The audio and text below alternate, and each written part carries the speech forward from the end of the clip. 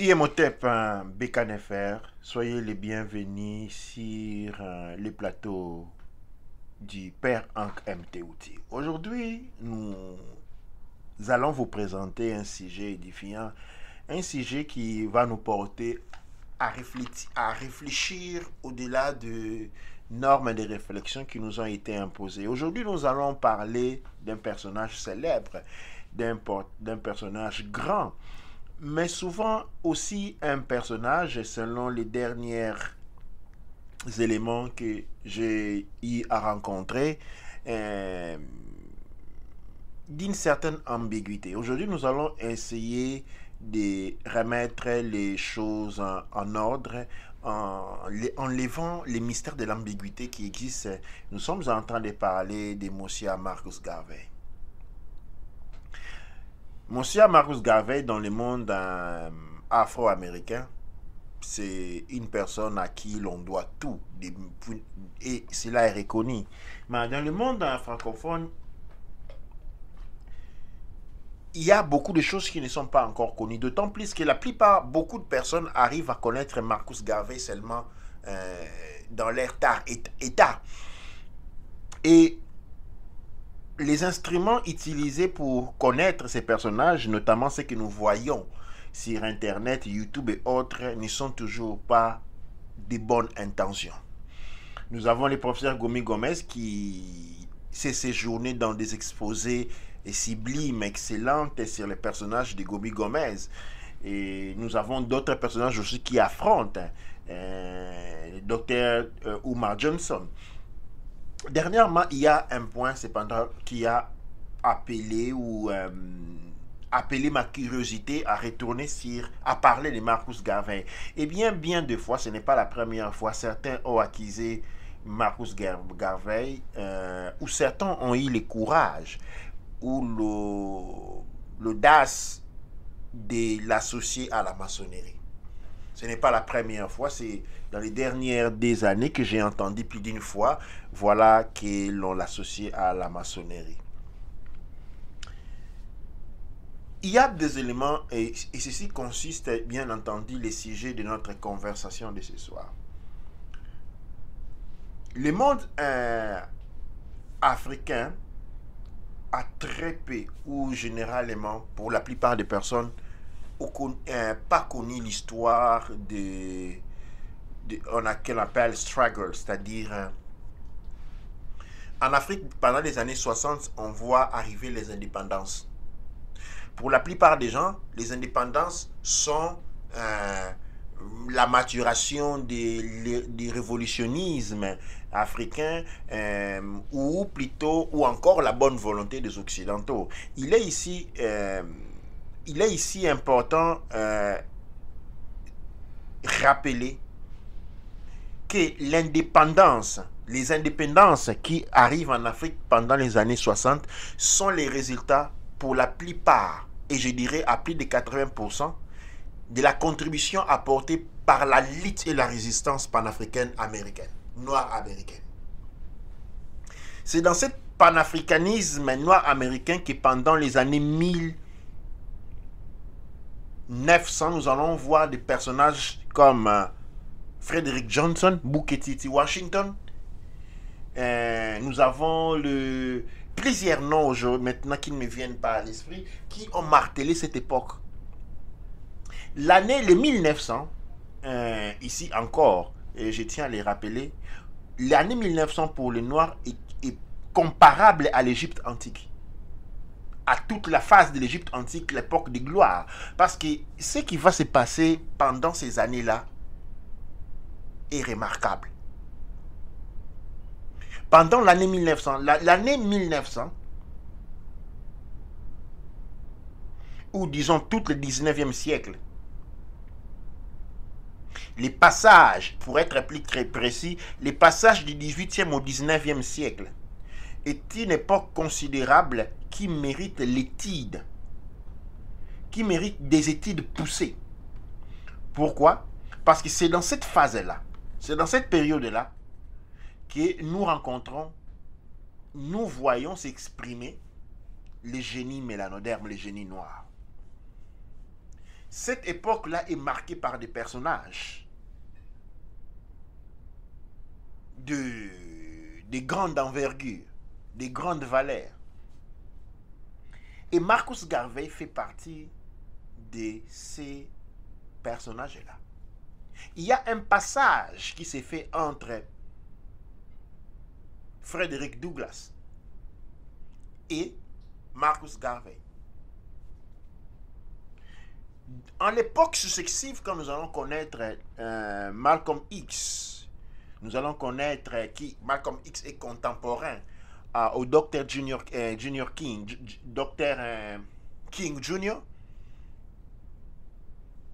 où nous sommes au niveau de la résistance. C'est-à-dire, qu'est-ce qui se passe à ces moments-là? À l'époque de Luther Martin King Jr. et de Malcolm X, nous sommes à la résistance. Nous avons découvert notre identité. Nous avons redécouvert notre identité. Cette étape-là est une étape très particulière, non parce qu'elle va produire par après, mais de ce qu'elle naît.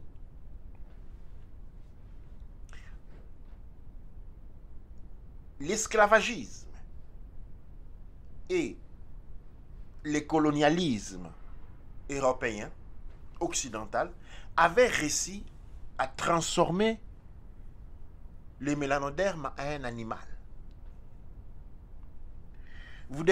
Il est important ici de savoir que quand Malcolm X et Dr. King demandent la parité de traitement, quand Dr. King rêve d'un monde futur où les noirs et les blancs sont, l'enfant blanc et l'enfant noir sont assis sur la même table, cette possibilité de faire ce rêve-là était le résultat des travaux entrepris depuis Frederick Douglass jusqu'à arriver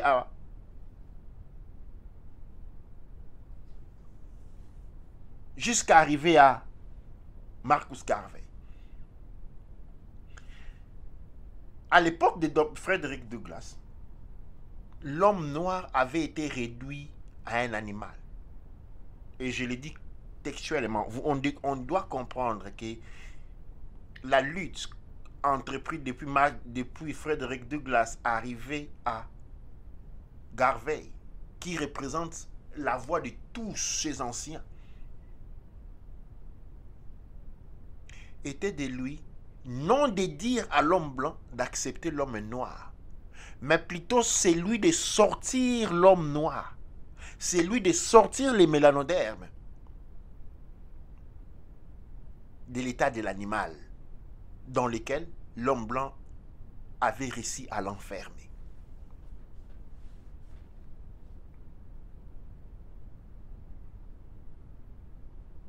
Les enfants mélanodermes, les enfants noirs, étaient tout nus, dormaient tout nus durant l'hiver. Et pour se réchauffer, on allumait du charbon.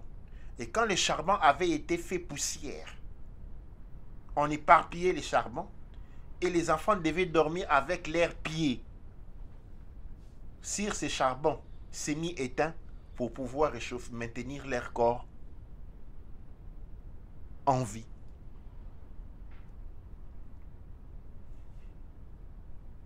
L'éducation coloniale de cette époque était tellement brutale que pour que dans certains États des États-Unis, juste le fait de regarder droit dans les yeux un blanc était puni par 361 coups de fouet. L'homme noir avait accepté son état d'animalité parce qu'il était, cela représentait la seule condition pour lui de ne pas souffrir. Il devait se comporter comme un animal pour ne pas être torturé. S'il osait se comporter comme un homme civil, s'il osait s'habiller, s'il osait se couper la barbe, s'il osait chercher à manger dans une assiette, s'il osait bien se comporter, eh bien toutes ces tentatives étaient punies par des battements, des abus et les fouets. Et la seule solution pour éviter les tortures était celui de se comporter comme un animal. Qu'est-ce que j'attends par se comporter comme un animal? Eh bien, il fallait déféquer devant tout le monde. Il fallait faire pipi devant tout le monde. Il fallait faire ses besoins à la vie de tout le monde. Il fallait que l'homme blanc soit convaincu, qu'il soit content. Il fallait convaincre l'homme blanc que l'on était des animaux. Et la récompense pour tel engagement, c'était de ne pas avoir des coups de fouet. Des centaines de coups de fouet. Les parents, pour épargner leurs enfants des souffrances, les éduquaient à se comporter comme des animaux. Et de génération à génération, l'homme noir était devenu un animal.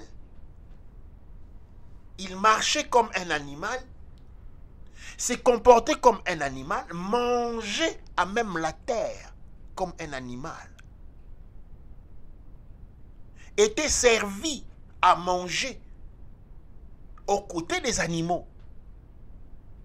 Était traité par des vétérinaires comme des animaux. C'est l'état dans lequel Frederick Douglass naît.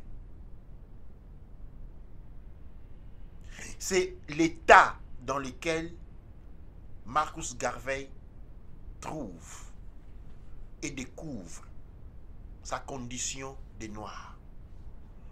Eh bien, le combat d'alors était celui d'élever la conscience noire, de les sortir de l'état de l'animalité et la porter, tenter de la porter vers une conscience humaine. Il fallait installer en lui le sens de la dignité raciale.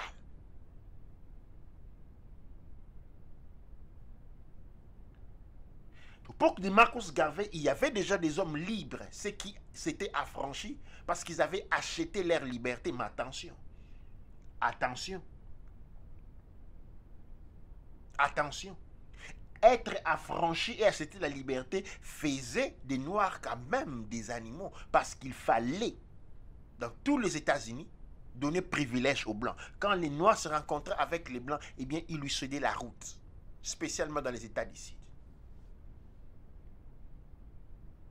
Avant d'aller un peu plus loin sur cette question, nous allons retourner sur une question fondamentale, qui est celui de l'abolition de l'esclavage. Pourquoi l'esclavage avait-il été aboli? Avait-il été aboli, disons. Les documents scolaires que vous lisez à l'école vous parlera de l'homme qui était devenu bon. Ou que, voilà, certains pensent qu'il ne profitait pas à l'économie. Non. L'abolition de l'esclavagisme, bien entendu, advient dans une époque précédente en Europe et puis aux États-Unis. Mais aux États-Unis, l'abolition de l'esclavagisme a été possible comme tactique de guerre dans les conflits opposant les Nord et les Sud. Les Sud riches grâce au marché des esclaves avait à contraposition le Nord qui, lui, avait les centres de décision politique mais n'était pas riche.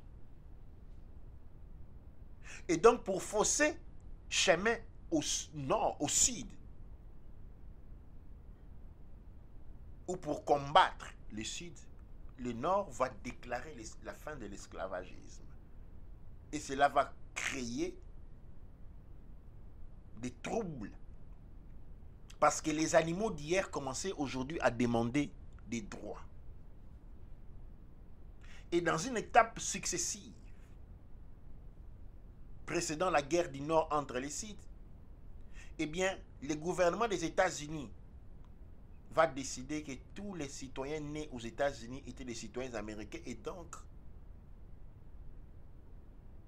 avaient les mêmes droits que tout le monde.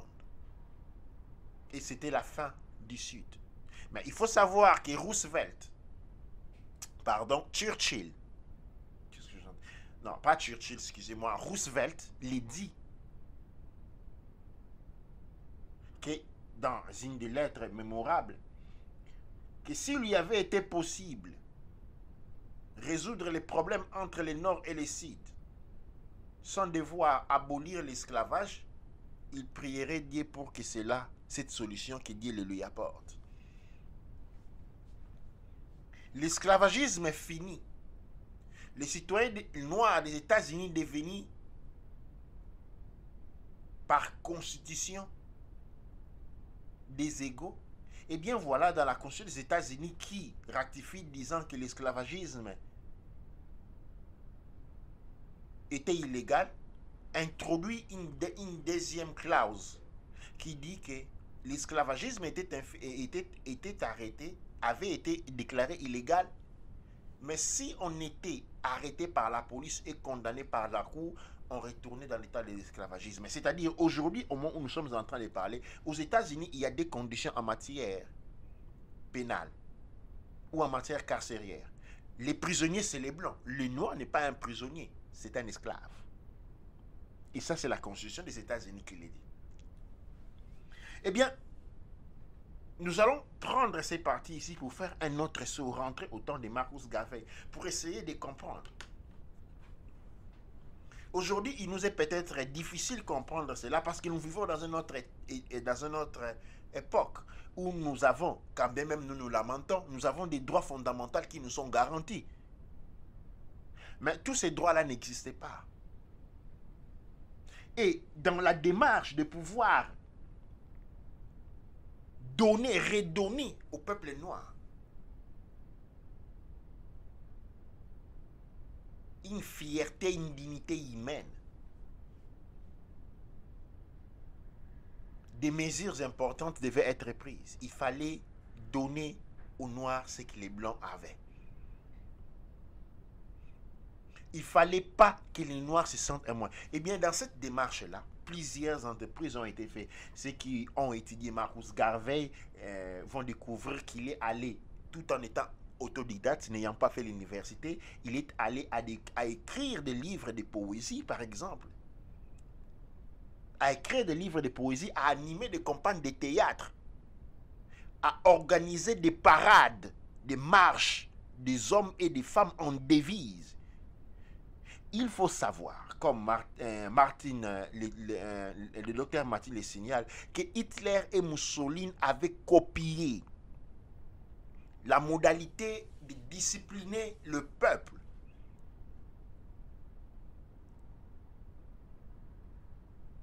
Chez Marcus Garvey. Marcus Garvey, pour la première fois, a fait marcher les Noirs en devise, en parade.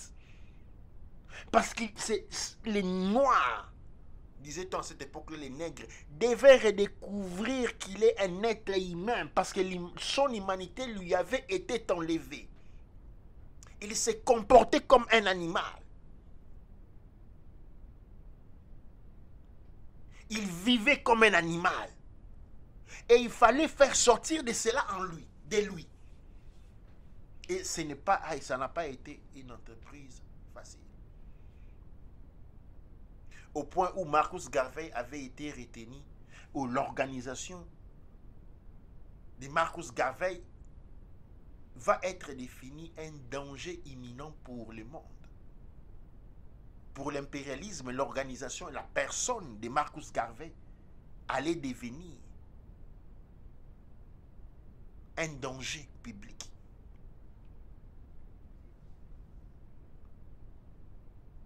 Un danger public. Mais Marcus Garvey, comme il le dira dans une de ses conférences, que la plupart de son bureau étaient des agents de l'FBI. Après sa mort, qu'est-ce qu'on va découvrir? Que des personnes qui faisaient partie de son bureau rapproché vont enfin se faire découvrir pour avoir été des agents de l'FBI. Marcus Garvey reste encore la personne pour laquelle le gouvernement des États-Unis a dépensé des millions pour les surveiller. Chaque déplacement de Marcus Garvey était précédé ou suivi de tout un peloton des agents du gouvernement américain pour les surveiller.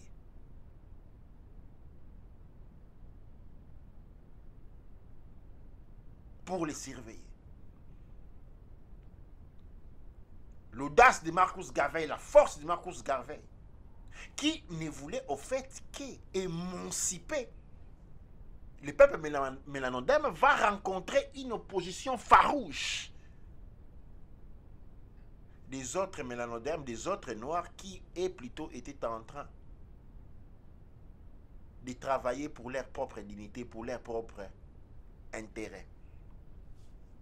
C'est ainsi que beaucoup de ses opposants, quand Marcus Garvey va être expulsé des États-Unis, eh bien c'est encore les Noirs qui vont écrire au président des États-Unis d'Amérique pour qu'on puisse expulser Marcus Garvey des États-Unis vers la Jamaïque, sous la prétexte qu'il n'était pas un citoyen des États-Unis. Pourquoi cela? Parce que toutes ces personnes noirs américains, après la mort de Frederick Douglass, s'entendaient à prendre sa place. Ces intellectuels des salons. Mais Marcus Garvey arrive et leur prend cette place. Ils n'ont jamais accepté cela et vont travailler nuit et jour à la déstabilisation, à l'arrestation 2 fois de suite, à l'expulsion et à la destruction de l'UNIA, Universal Negro Association de Marcus Garvey.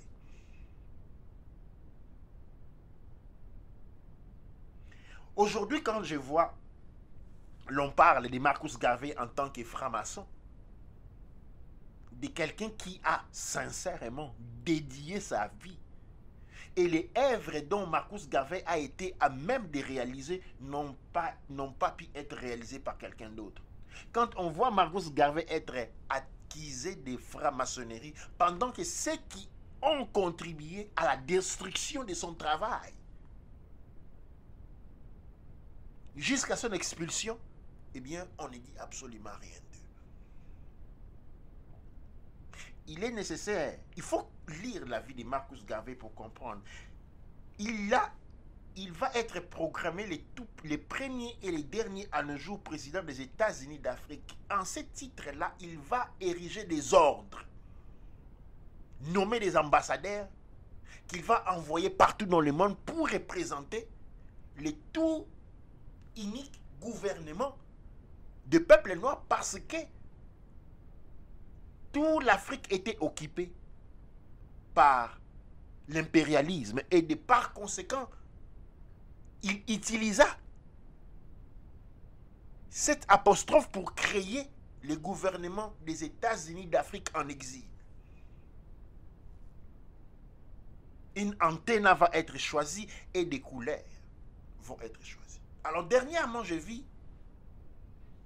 des combats autour de ces couleurs. Et j'ai même vu plus d'une personne déchirer ou brûler les drapeaux, les rouges, les noirs et les verts. Eh bien, nous portons beaucoup de confusion là-dessus parce que les rouges, les noirs et les verts n'est pas un des drapeaux dans le sens qu'ils représentent un territoire géographique, non. Les rouges, les noirs et les verts représentent la vocation, représentent la mission, est un témoignage des succès que nos ancêtres de l'époque de Garvey,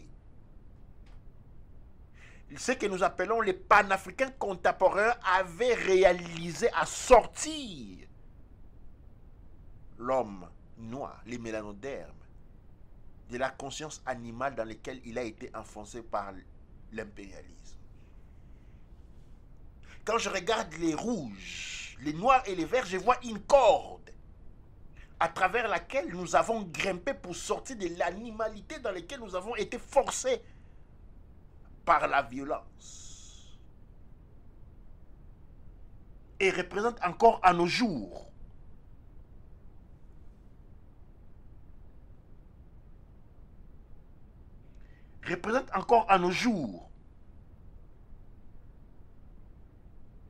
l'espoir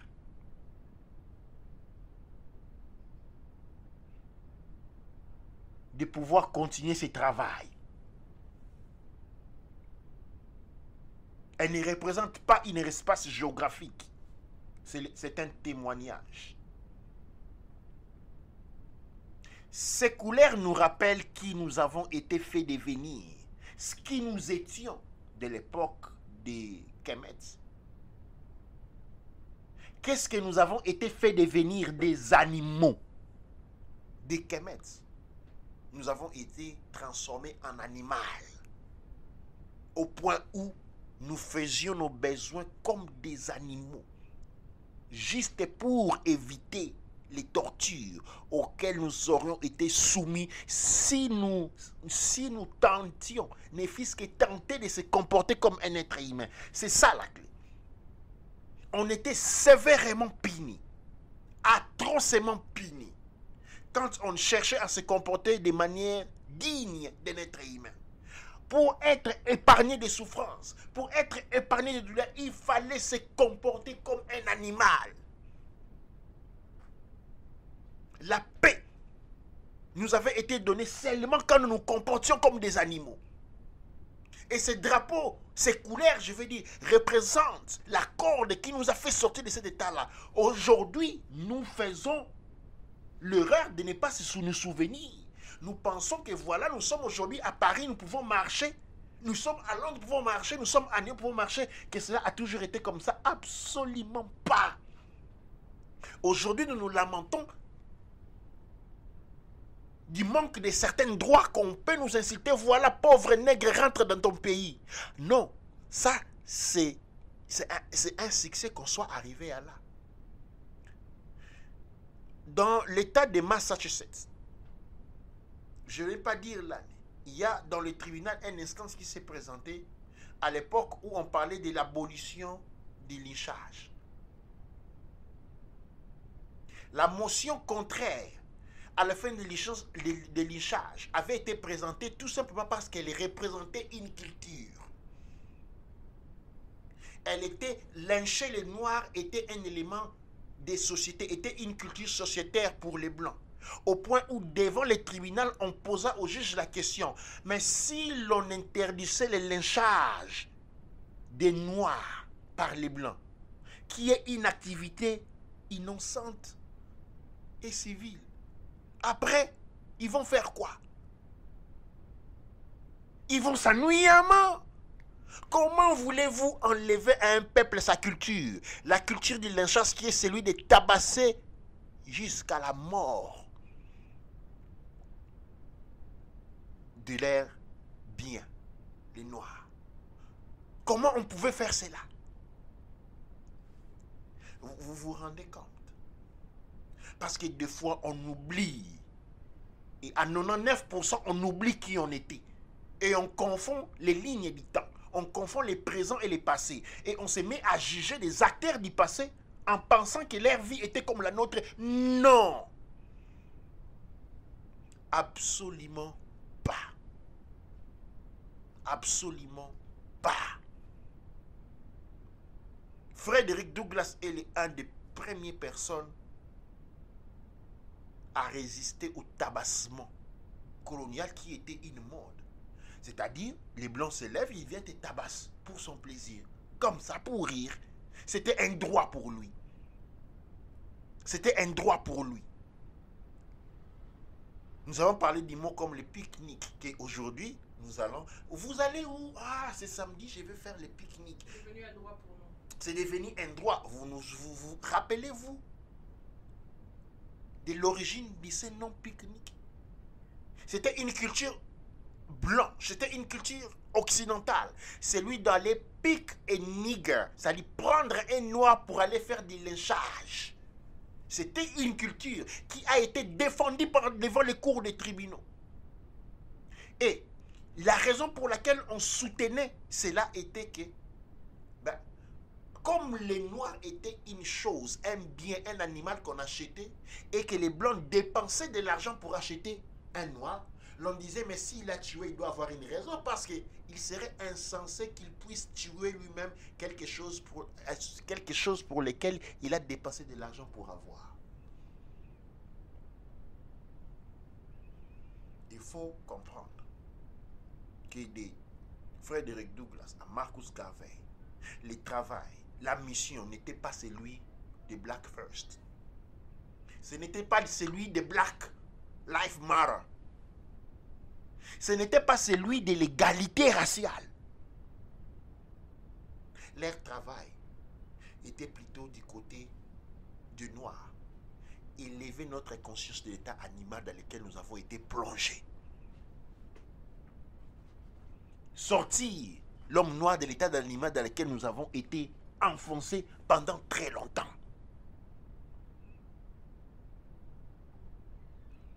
Et quand on dit aujourd'hui Marcus Garvey était un franc-maçon, nous devons savoir c'est quoi la franc-maçonnerie. Et surtout, j'ai fait le parallélisme avec l'époque de Marcus Garvey, Frederick Douglass, où l'homme noir était considéré comme un animal. Où l'on défendait dans les tribunaux les droits au lynchage. D'où l'on justifiait, où on tout simplement niait que les maîtres d'esclaves maltraitaient ou tuaient ces esclaves avec la juste avec la justification selon laquelle que seulement un insensé maltraiterait ou tuerait quelque chose qu'il a acheté avec de l'argent.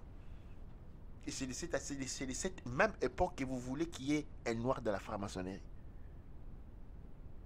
C'est de l'époque où les noirs ne pouvaient même pas rentrer dans un café.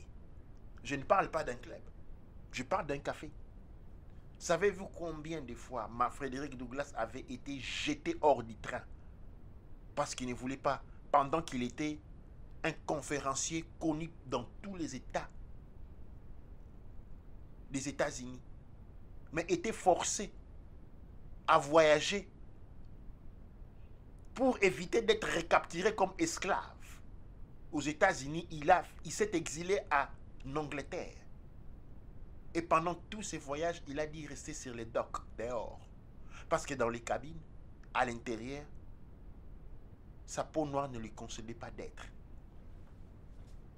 Et la franc-maçonnerie, c'est un club, ce n'est pas un terrain de football. Dans une période où le noir n'est accepté nulle part, dans une période où les leaders noirs sont tués, où la police peut faire des raids et tuer tout le monde sans justifier rien. Comment pouvez-vous arriver à vous imaginer qu'un noir fait partie de la franc-maçonnerie qui est un club exclusif pendant qu'on n'était même pas accepté dans des cafés? Dans l'époque où on n'avait même pas de maison de bonne qualité. Comment voulez-vous, dans une époque pareille, que des noirs soient dans la maçonnerie? Je vais dire ici, en termes de conclusion, avant de passer la parole, que les premiers noirs qui ont été admis ou engagés dans l'FBI, ou la raison pour laquelle les noirs avaient été mis dans l'FBI, c'est parce que l'organisation de Marcus Garvey n'acceptait pas des blancs. Et que la seule manière pour pouvoir les surveiller, il fallait donc enrôler des noirs dans les services de renseignement américains et pour les affecter à la surveillance de Marcus Garvey. Douaniche. Je vais passer la parole à notre Moutz. Douaniche, Douat Amondra. Je pense que c'était un exposé vraiment qui gèle le sang.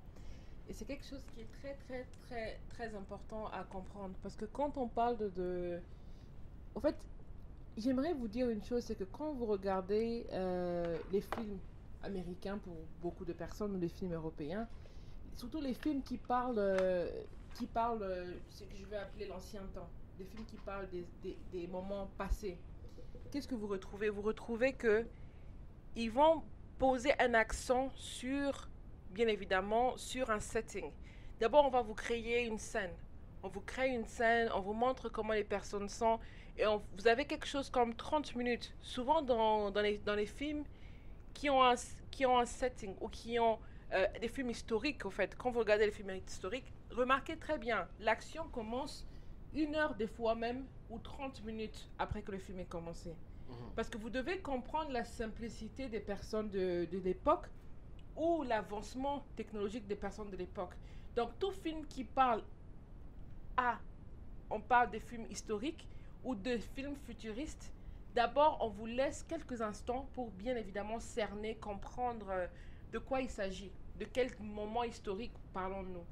Et c'est très important parce que quand on réalise que si on n'a pas cette information-là, eh bien, on n'est pas en mesure de vraiment prendre des décisions, de vraiment bien comprendre, bien cerner les choses. C'est comme ça que c'est extrêmement très important, non, non seulement de réaliser cette importance-là, mais aussi de comprendre que quand on parle de leader historique, il faut regarder le temps où il se trouvait.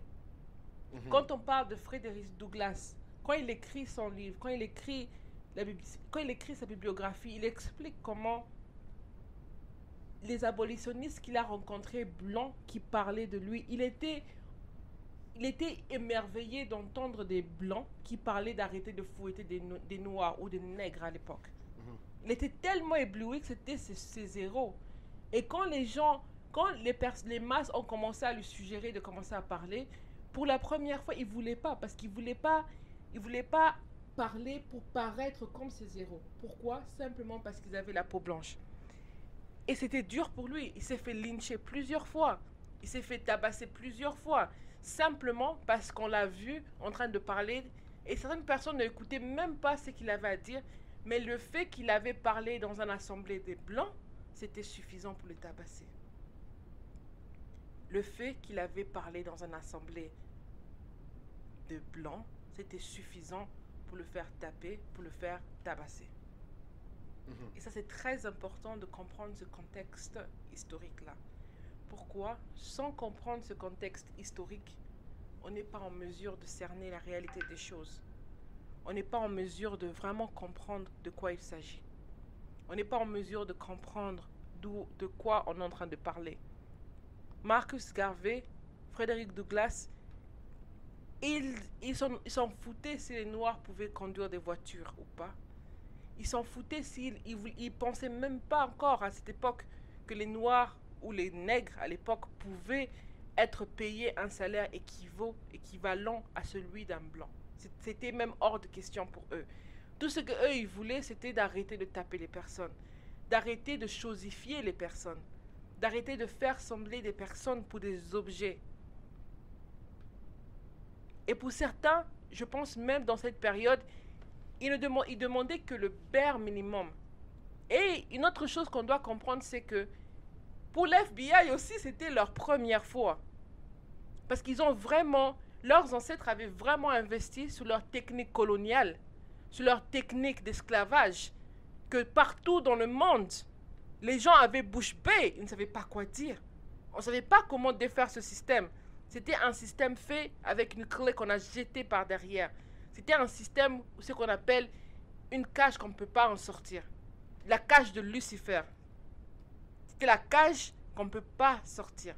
C'est la cage où on a renfermé ce qu'ils appelaient les peuples qui fut le plus grand peuple au monde. Il y a quelques, j'allais dire millénaires, mais c'est même pas vrai. Il y a quelques années, en fait. Dans cette période-là, les gens ont compris. Les gens pensaient que c'était pas possible. C'était même pas possible pour eux de s'adresser contre les Blancs. En général, ils s'adressaient même pas à ce niveau-là. Donc maintenant, penser que ces personnes, ils étaient entrés dans les clubs maçonniques, c'est ni là et c'est hors du temps. Au fait, c'est un peu comme dire que Mobutu avait un compte Facebook.